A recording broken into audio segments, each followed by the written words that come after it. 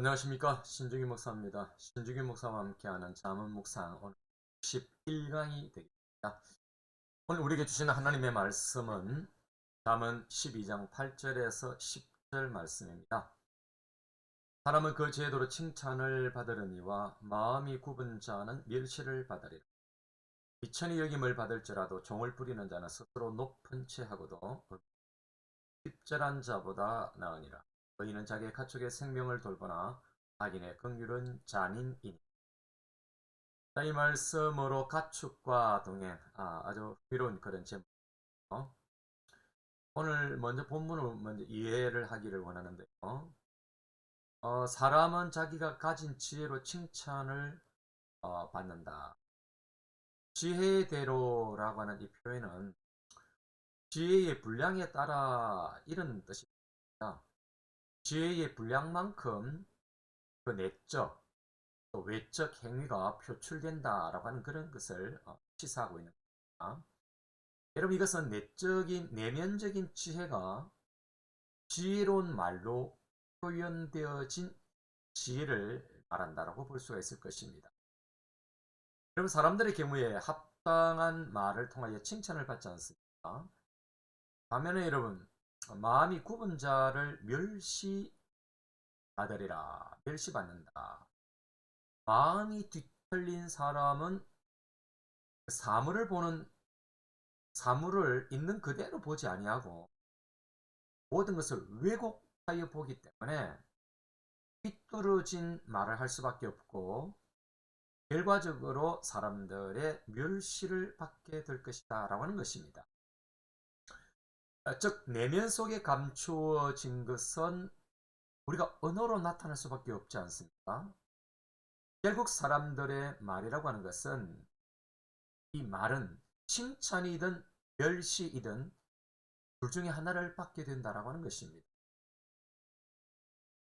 여러분, 그리고 구절은 허세와 자존심으로 사는 것보다도 감추어진 실력과 진정한 행복을 누리는 것에 대한 대조입니다. 밖에서는 비천히 여김을 받고 살아도 집 안에는 종도 있고 그런 알부자가 있을 수 있죠. 물론 밖에서는 스스로 높은 채하지만은 가정에는 먹을 것이 없고 빚만 쌓여 있는 실속 없는 사람도 반면에 있는 것입니다. 여러분, 현대인들은 특히 젊은이들은 보면은 내실보다는 외적인 이미지를 아주 중요하게 생각하는 것이 지금 세대의 트렌드가 아닌가 그런 생각을 해볼 때가 많습니다. 외적으로는 뭔가가 있는 것처럼 보이지만 가정에서는 쪼달리고 힘들고 어려운 것이 가정을 불안하게 만드는. 그리고 여러분 10절에서 의인은 키우는 가축의 생명을 돌본다라고 그렇게 하죠. 여기 돌본다라고 할 때 그것은 사람뿐만 아니라 짐승까지도 돌보고 있음을 말해주는 것 아닙니까? 여러분, 이는 단순히 어떤 굶주림을 모면시켜 준다는 의미가 아니라 그 가축에게 애정어린 관심을 쏟으며 그 처한 상황과 욕구들을 이해하고 충족시켜 준다라는 그런 의미가 되는 것입니다. 이러면 하나님께서는 이미 그 율법 속에서 이런 동물에 대한 세심한 배려를 드러내 보이셨던 바가 있습니다. 이러한 피조물들의 실질적인 소유주는 하나님이시지. 인간은 다만 그들을 다스리고 보호하는 정직이적 사명감을 할 뿐인 것입니다. 이런 하나님의 구원은 피조된 모든 만물에게 다 적용됩니다. 반면에 악인은 긍휼조차도 잔인한 것입니다. 여러분, 이 말은 악인의 최상의 감정마저도 잔인일 뿐이다라는 사실을 비꼬고 있는 것입니다. 빌라도가 무죄하신 그리스도께 대해서 내가 그를 때려서 놓아 보내리라 이렇게 결심하였던 것과 같이 악인은 측은 지심마저도 잔인하다라고 볼 수가 있을 것입니다. 자, 오늘 저는 이 말씀으로 세 가지를 적용하기를 원합니다. 첫째는 마음은 곱게 지혜는 충만하게 하자라고 하는 것입니다. 여러분, 자기 마음이 삐뚤어지면은 모든 것이 삐딱하게 보이지 않습니까? 그럼 쇠는 굽어 있으면은 두드려서 바로 잡으면 되는데, 굽어진 사람의 마음은 예수 그리스도를 만나고 성령의 기름 부으심이 없이는 불가능한, 사람이 신체의 장애보다도 더 심각한 것은 마음의 장애입니다. 어제 장애의 날이었죠. 지난 주간에 장애의 날이었어요. 마음의 장애가 더 중요한 것입니다. 문제는 자신의 굽은 마음을 자신이 모른다는 사실과 그런 자기 자신의 마음이 기준이고 바르다고 생각하고 있다는 것이 문제입니다. 이렇게 굽은 마음은 많은 사람을 힘들게 하고 많은 사람들에게 상처를 입히는 것입니다.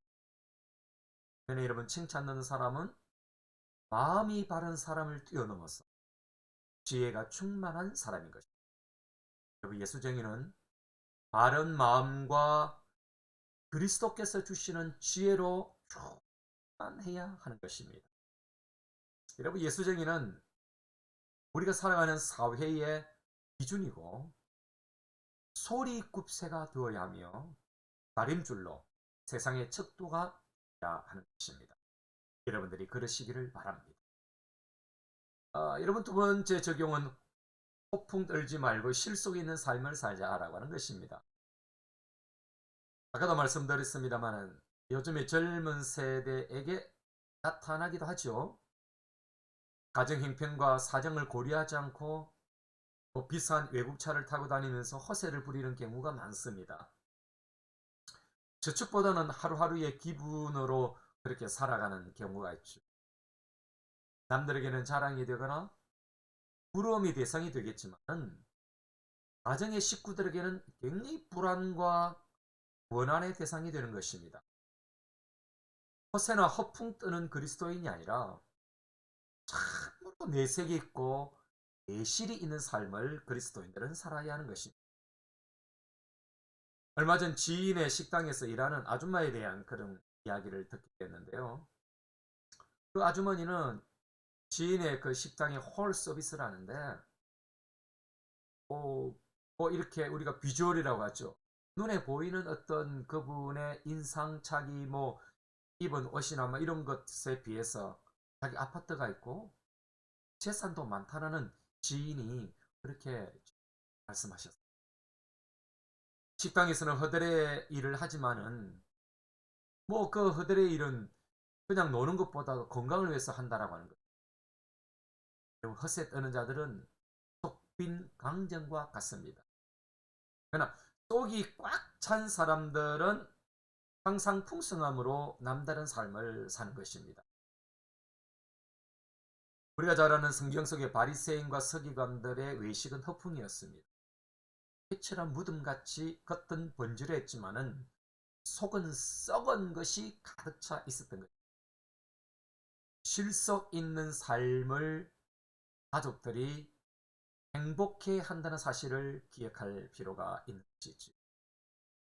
여러분, 세 번째는 비천한 자와 짐승까지도 긍휼을 베풀자라고 하는 것입니다. 여러분, 착한 사람은 가난한 이웃뿐만 아니라 육축의 생명까지도 중히 여깁니다. 그것은 짐승이 자기를 섬기는 종일 뿐만 아니라 하나님의 피조물이기 때문에, 또한 하나님은 사람과 짐승을 다 보호하시는 그런 섭리를 갖고 계십니다. 우리의 보살핌 아래 있는 짐승은 부족한 것이 없도록 해 주어야 하고 음식과 잠자리를 편안하게 마련해 주어야 하고 어떤 경우에도 학대하거나 혹사해서는 안 되는 것입니다. 여러분, 최근 우리나라에서도 천만 반려인 시대가 되었다고 합니다. 그래서 최근에 반려동물 보호법이 굉장히 강화되어졌죠. 옛날에 우리가 먹기 살기 힘들고 먹고 살기 힘들 때 배고픔으로 살아왔을 때는 우리나라는 그런 반려견도 잡아먹어서 선진 국가들로부터 빈축을 사기도 하지 않았습니까? 이제 명실상부하게 우리가 선진 국가가 되어진 이 대한민국은 그런 반려동물이 식용의 대상이 아니라 그야말로 반려동물로 함께 가고 있다는 사실입니다. 그래서 반려동물 프로그램도 얼마나 많습니까? 저희 집에도 둘째가 오래전에 한 9년 됐나요? 군대 전역하면서 군에서 엄마 잃은 그런 새끼 고양이, 길고양이를 데리고 와서 지금 뭐 8년, 9년째 행복하게 함께 살고 있습니다. 얼마 전 뭐 우리 지역에 길고양이를 잡아서 기름을 부어 불살랐다는 그런 죽였다는 그런 기사를 보고 굉장히 참 놀라고 모든 국민의 공분을 사지 않았습니까? 여러분, 짐승에게 명렬히 노하며 야만적으로 대하는 자는 스스로의 그 잔악성을, 습성을 노출시키고 공고히 하는 자이고, 바로 여러분 로마서 8장 22절의 말씀처럼 피조물이 탄식하도록 조장하는 자라고 볼 수가 있는 것입니다. 함께 비천한 자와 짐승까지도 함께 동행하는 그리스도인이 되어야 하는 것입니다. 이런 기도로 갈무리를 하고자 합니다. 주여, 우리에게 있는 삐뚤어진 마음을 굳게 펴고 바른 마음을 갖고 살게 하소서. 실속 없는 허세가 아니라 내실 있는 삶으로 가정에 충실한 삶을 살게 하소서. 모든 사람에게 긍휼을 베풀어야 하지만 짐승에게도 긍휼을 베풀고 사랑을 베풀 줄 아는 하나님의 마음을 갖게. 아멘. 여러분들이 긍휼의 마음, 헤세드의 마음으로 여러분 주위에 많은 사람들과 동물까지 짐승까지도 모든 만물에 하나님의 헤세드가 여러분을 통해서 흘러가기를 주님의 이름으로 축복합니다. 감사합니다.